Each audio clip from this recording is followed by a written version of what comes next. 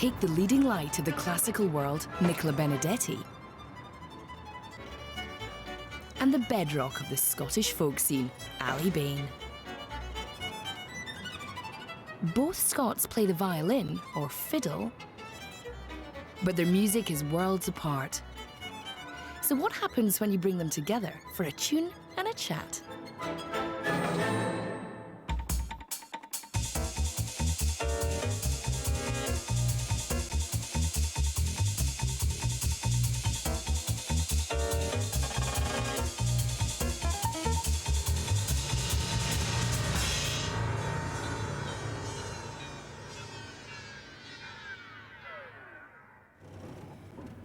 Nicola Benedetti is heading through Edinburgh to meet up with Aly Bain.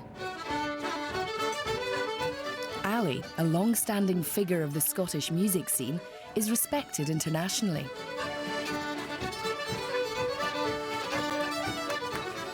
A founder member of the Boys of the Loch and a 20-year musical partnership with accordionist Phil Cunningham have made Aly a household name. He's a staple ingredient for any successful Hogmanay show. Take it away, Aly. Aly Bain, Dr. Aly Bain, MBE, Phil and Aly, Phil Cunningham and Aly Bain.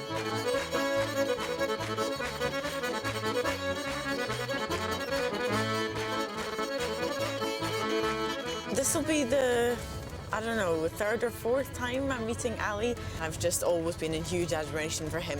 For both of us, I think it's just fascinating to see how we both use the same instrument in such different ways. He's just a fascinating guy. I mean, he really is. He's such a wonderful, open-hearted and man, and someone that really likes to discuss things. And he's just, you know, brought, I think, fiddle playing just to a completely different level. And it wouldn't just be me saying that. I think most people do agree that he's really one of a kind. So it'd be great to see him again.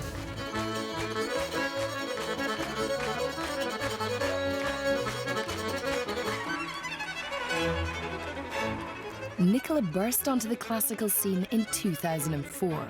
Since then, she's performed with leading orchestras around the world.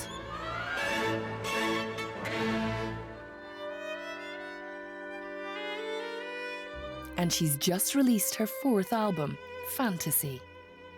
It's quite different to anything I've recorded before. Each piece is very, very clearly one style or another style.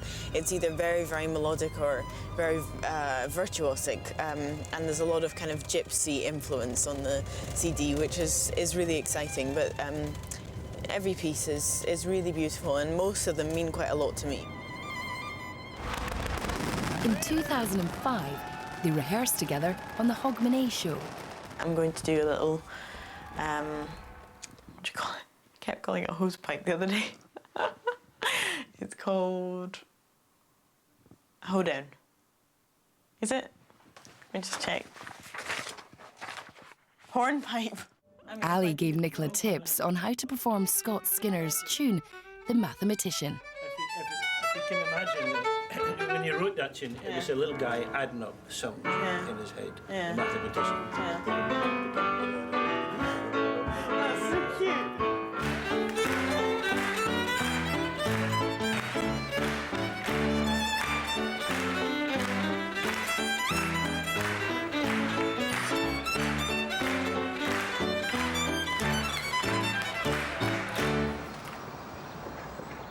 The musicians have been asked to represent the nation at key events.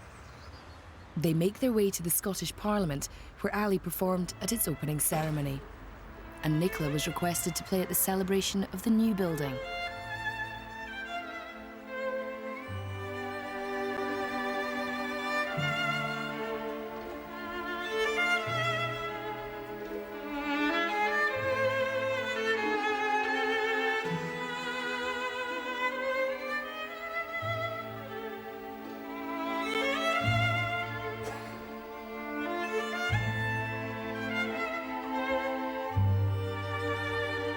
It's a great honour, I suppose, to be asked to do these things. Yeah. But what I find about it, and what I like about it, is it means after all these years that our music, Scottish, I suppose Scottish traditional music has been recognised and in official circles, because for years it wasn't. They're used to playing at significant moments in Scottish history. Aly performed at Donald Dure's funeral in 2000. The musicians Phil Cunningham and Aly Bain playing the melody of the lovely Burns song, A Man's a Man for All That, poignantly evoking the day last year when it was sung at the state opening of the Scottish Parliament.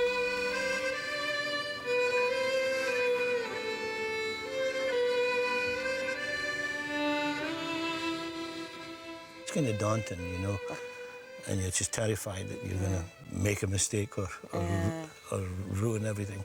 But it's a great honour to be asked to do it, and something special about it. It's not what we normally do.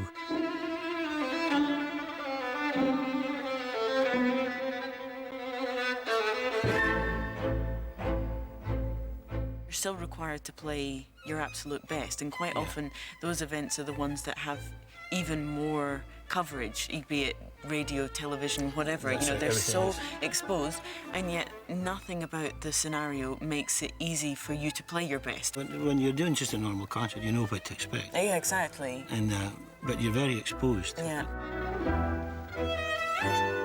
You're not quite sure what your role is, what you're expected to do. And I'm there to be kind of the musician or the entertainment or to lighten it up or, you know, just all these different things. People are not there just to listen. If you make a mistake, it's in the paper, Nicola had a bad day. That's never happened, thank goodness. But you can see it, that's what I always sort of see, oh, I've got to get this right. Are you nervous? No. But whenever Aly steps on stage, he's got his trusted partner Phil Cunningham by his side.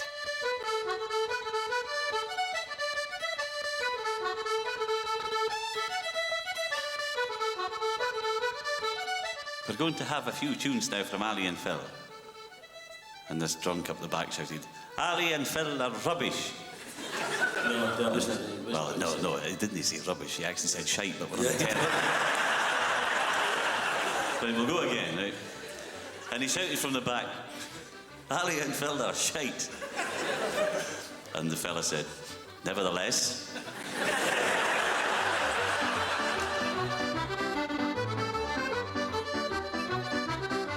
He's everything. He's the bass, he's the piano, he's the melody, he's the harmonies, and he's all. I can't, actually believe that we actually split the money every night, because I think he should get 2/3. Oh, no. Because he's playing the piano as well and the bass. But do you find that, like, that's just a great sense of when you're on stage, you have so much support from each other?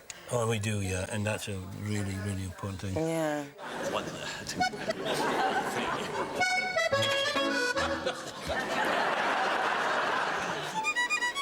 I find this kind of noise that Aly makes all the time before you go on, I find it really relaxing. It helps him to relax, but it puts me on edge.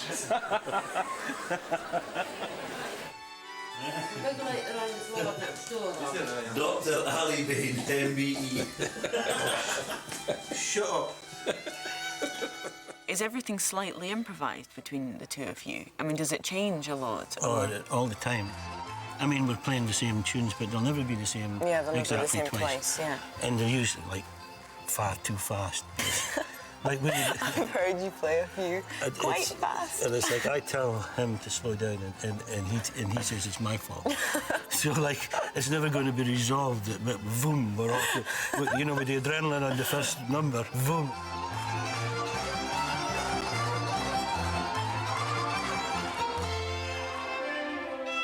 As a soloist, Nicola is more isolated on stage, and there's little room for humour in classical presentation. So how does she handle it? How well it works together depends a great deal on the conductor, because he's kind of like the gel between the orchestra and between me. You know, you're standing there playing, there's 60 people behind you, and you're really conscious of everyone sort of listening and kind of testing you out. And really, they have their own feeling of whether you're good enough to play with them. Like, I would say my best performances are when I manage to completely put myself into the whole sound. Into that piece. I have the leading part, but the orchestra kind of comes through my part, and it gives you such a sense of kind of musical power that's way beyond what you personally can do. Power's the word, isn't it? Yeah. It really is. And on the few times I have played with orchestras, I just love this huge power. Exactly. Massive sound coming out behind it, and it just fills your I know. whole being with sound, you know.